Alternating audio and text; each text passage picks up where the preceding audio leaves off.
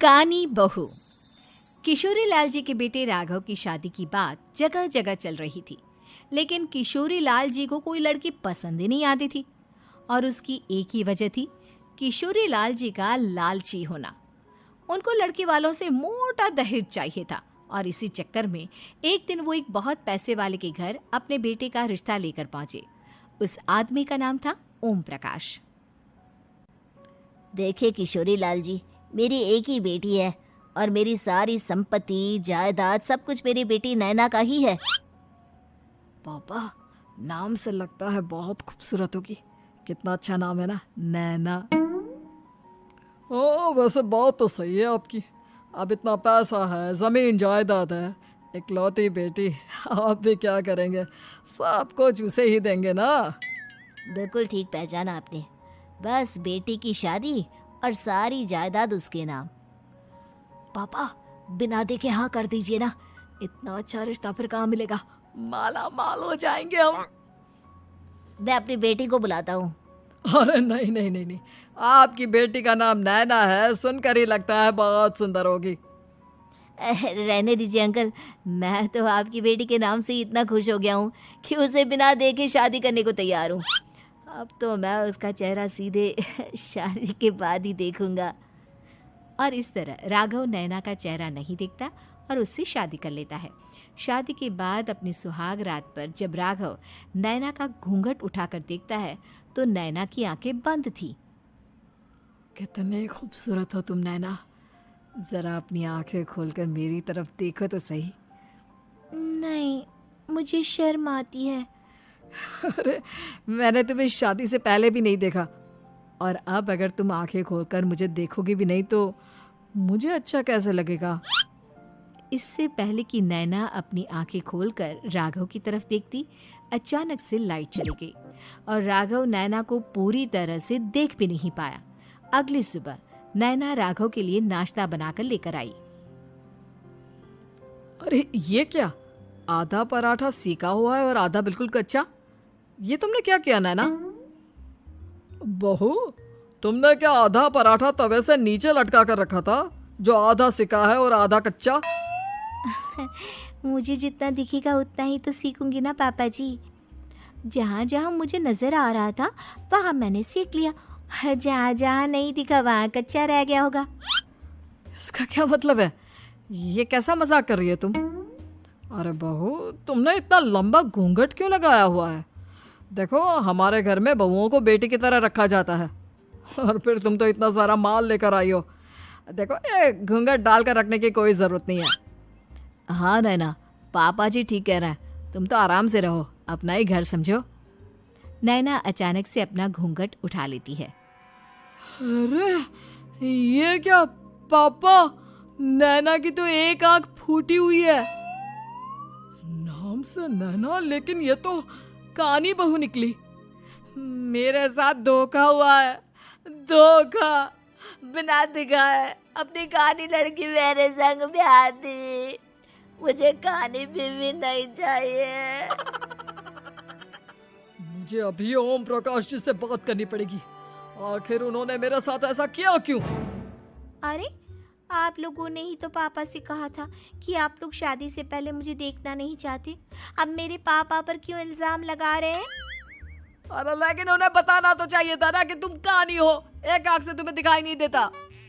किशोरी लाल और राघव नाराज होकर ओम प्रकाश को अपने घर बुलाते हैं। पापा जी, ये आपने क्या किया? शादी से पहले बताया क्यों नहीं कि नैना की आंखों में परेशानी है? अरे, आप ही ने तो लड़की देखने से मना कर दिया था। अरे लेकिन आप बता तो सकते थे। आपको तो हमारी बेटी की प्रॉपर्टी चाहिए थी, वो भी पूरी की पूरी। अब क्या हुआ अगर उसे आधा दिखाई देता है? प्रॉपर्टी तो आपको पूरी मिल गई ना। अरे ये क्या बात हुई? मेरी शादी प्रॉपर्टी से नहीं, आपकी बेटी से हुई है। अब ये तो पहले सोचना चाहिए था, तब तो मेरी प्रॉपर्टी देखकर तुम्हारी जुबान लप लपा रही थी। लेकिन मैं कानी लड़की को अपनी बीवी बनाकर नहीं रख सकता। पापा, कुछ करिए ना आप। हाँ, करता हूँ। देखिए ओम प्रकाश जी, आप हमारे साथ ऐसा नहीं कर सकते। और तुम देखो, अगर तुमने मेरी बेटी से शादी तोड़ी ना, तो जो भी प्रॉपर्टी मैंने तुम्हें दी है वो तो पूरी की पूरी वापस ले ही लूँगा, और आधी प्रॉपर्टी तुम्हारी भी लूँगा। अरे मेरी आधी प्रॉपर्टी भला क्यों लेंगे आप? इसलिए क्योंकि मेरी बेटी को आधा नज़र आता है और उसकी नज़र अभी तक तुम्हारी आधी जायदाद पर ही पड़ी है। अब तुम उसे घर से निकालोगे तो कुछ तो लेकर जाएगी ना। और अगर हम आपकी बेटी को अपने घर की बहू बना कर रखे तो? तो तुम्हारी पूरी प्रॉपर्टी तुम्हारी ही रहेगी, और जो मैंने तुम्हें दिया है ना, उसमें से बस मैं आधा लेकर जाऊंगा। अरे लेकिन अब आप अपनी दी हुई प्रॉपर्टी में से आधी वापस क्यों लेकर जाएंगे? अगर मैं आपकी बेटी को अपनी पत्नी बनाकर रखने को तैयार हूं तो? इसलिए ताकि भविष्य में अगर तुम मेरी बेटी को धोखा दो तो उसके पास कुछ तो रहे जो पति का हो। वैसे मेरे पास तो बहुत कुछ है, लेकिन अपने पति की कोई निशानी तो उसके पास होनी चाहिए ना। अब अगर तुमने मेरी बेटी को कानी कहा तो तुम्हें प्रॉपर्टी भी कानी ही मिलेगी, पूरी नहीं। जमाए राजा। किशोरी लाल और राघव समझ चुके थे कि वो बुरी तरह फंस चुके हैं और अब उनके पास वहां से निकलने का कोई चारा नहीं है। अब समझ में आया ना, लालच बुरी बला होती है। एक तो तुम्हें प्रॉपर्टी मिली, ऊपर से बीवी मिली, उसमें तुम्हें नखरे भी दिखाने हैं। आए बड़े, चुपचाप बैठो दोनों। कुछ दिनों के बाद नैना राघव की कार लेकर बाजार घूमने निकलती है और जब कार लेकर वापस आती है, ये क्या? एक तरफ से मेरी गाड़ी पूरी खराब हो चुकी है। लगता है तुमने मेरी गाड़ी को किसी दूसरी गाड़ी के साथ एक्सीडेंट किया है। अरे अरे कितना बड़ा नुकसान कर दिया तुमने बहू। वो क्या है ना पापा जी, मुझे एक आंख से दिखाई नहीं दे रहा था, सामने से गाड़ी आ रही थी। मुझे तो सिर्फ आधा ही दिखाई दिया और वो गाड़ी मेरी कार से रगड़ते हुए निकल गई। अब मैं क्या करूं बताओ? आप इसे ठीक कराने के पैसे कौन देगा? तुम्हारे पापा। तुमने मुझसे इस तरह से बात की? अभी रुको। नैना राघव की शिकायत ओम प्रकाश को कर देती है।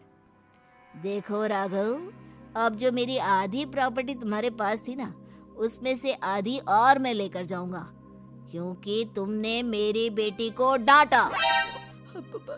अरे नहीं नहीं पापा जी, गलती हो गई, माफ कर दो।